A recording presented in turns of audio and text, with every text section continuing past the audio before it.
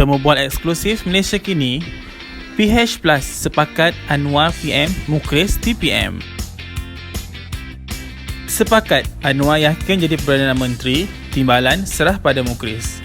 Sejak dilantik sebagai timbalan Perdana Menteri pada 1993, Anwar Ibrahim disebut-sebut sebagai bakal pemimpin masa depan negara.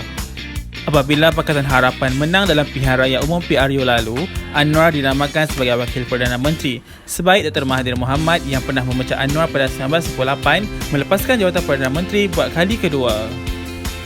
Bagaimanapun, 22 bulan pentadbiran PH dibayangi keraguan peralihan kuasa itu benar-benar akan berlaku dan rampasan kuasa politik pada Februari lalu meranapkan rancangan peralihan kuasa tersebut.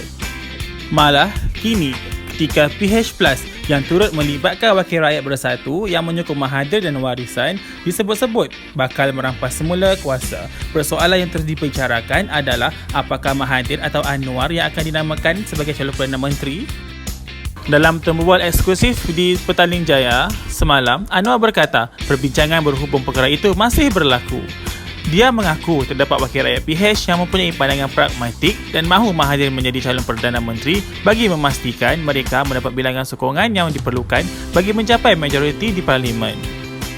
Hujah mereka agak berasas. Beberapa hari lepas ini, saya ada berjumpa wakil-wakil rakyat dari DAP, Amanah, PKR yang berkata, kami setuju dengan kamu, polisi dan prinsip adalah perkara paling penting. Tetapi tolonglah jadi realistik. Ini ialah real politik, iaitu politik praktikal.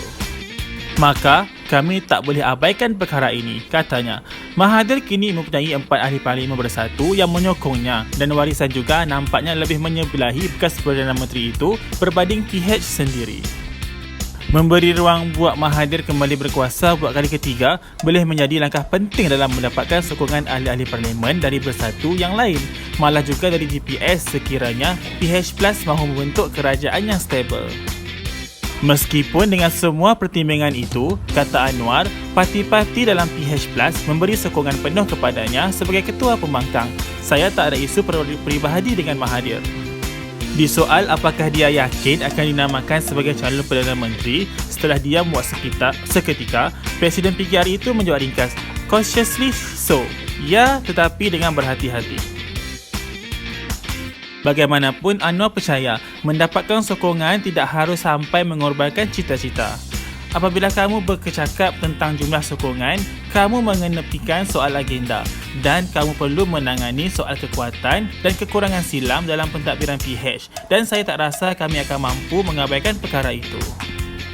Jadi, bagi saya, ia amat penting. Jika saya akan dilibatkan dengan perubahan semacam ini, saya tidak akan berkompromi, tegasnya.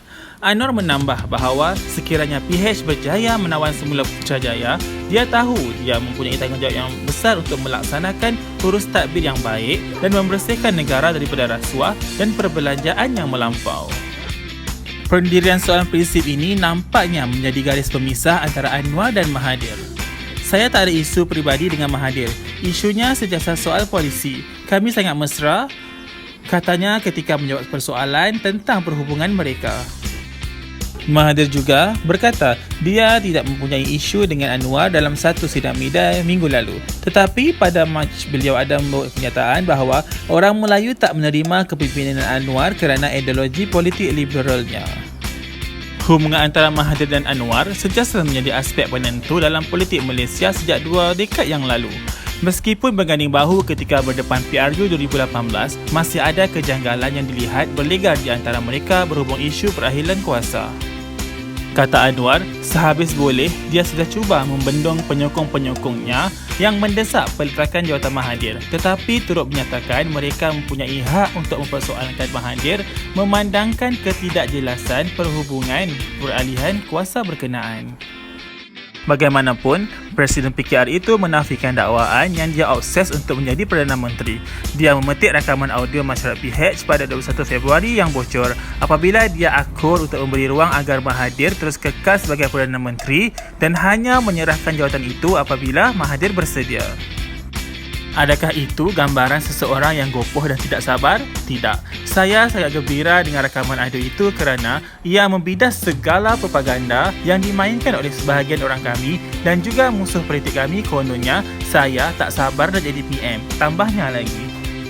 Kini, terdapat spekulasi bahawa Anwar akan berkompromi terhadap Mahathir dengan menawarkan jawatan timbalan Perdana Menteri kepada anak Mahathir iaitu Mukhris. Disoal mengenai hal ini, Anwar membalas, "Orang bagi macam-macam cadangan dan kami mesti berikan pertimbangan sewajarnya.